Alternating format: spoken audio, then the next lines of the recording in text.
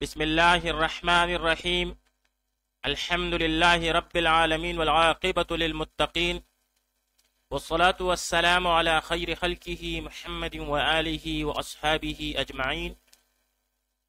آج زاد الطالبین میں ہمارا 75واں سبق ہے، جس میں ہم حدیث نمبر 68 کا ترجمہ، لغوی و صرفی تحقیق، تشریح اور ترکیب کے بارے میں پڑھیں گے۔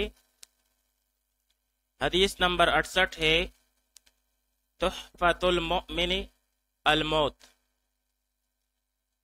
تحفۃ المؤمن الموت۔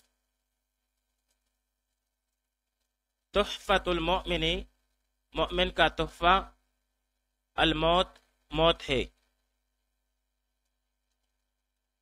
اب یہاں پر تحفۃ بجزم الحاء و بفتحها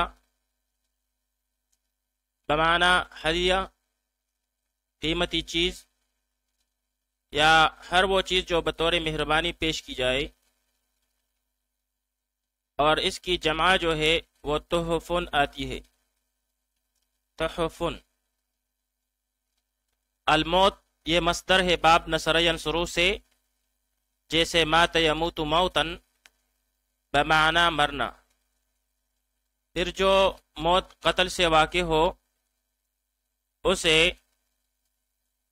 الموت الاحمر کہتے ہیں، اور جو طبعی یا اچانک واقع ہو اسے الموت الابیض کہتے ہیں، اور جو گلا گونٹنے سے واقع ہو اسے الموت الاسود کہتے ہیں۔ آئیے اب اس حدیث شریف کی تشریح پڑھ لیتے ہیں۔ مومن کی موت جنت میں جانے اور اللہ سے ملاقات کا ذریعہ ہوتی ہے، اس لیے یہ مومن کے لیے تحفہ ثابت ہوتی ہے، بخلاف کفار و فجار کے کہ ان کے لیے موت عذاب الہی میں جانے کا ذریعہ بن جاتی ہے، اس لیے ان کے لیے موت مصائب اور مشکلات کا پیغام ہے۔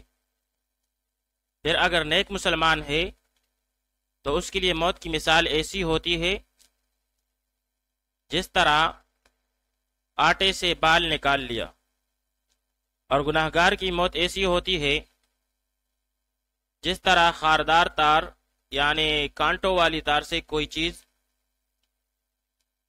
بسی ہوئی کھینچ کر نکالی جائے۔ صاحب سنن ابو داؤد رحمۃ اللہ تعالی علیہ فرماتے ہیں کہ میں اپنے رب کے پاس جانے کے شوق میں موت کو پسند کرتا ہوں، اور گناہوں کے کفارہ کے لیے مرض کو پسند کرتا ہوں۔ اسی طرح شیخ محدث دہلوی رحمۃ اللہ تعالی علیہ فرماتے ہیں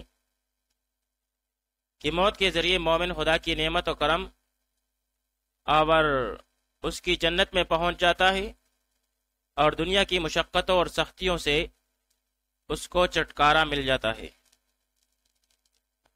آئیے اب اس حدیث شریف کی ترکیب پڑھ لیتے ہیں۔ تحفۃ المؤمن، تحفۃ مرفوع بضم لفظاً ہو کے مضاف، اور المؤمن مجرور بالکسر لفظاً ہو کے مضاف الیہ، پھر مضاف اور مضاف الیہ مل کر مبتدا، اور آگے الموت مرفوع بضم لفظاً ہو کے اس کے لیے خبر، پھر مبتدا اپنی خبر سے مل کر جملہ اسمیہ خبریہ ہوا۔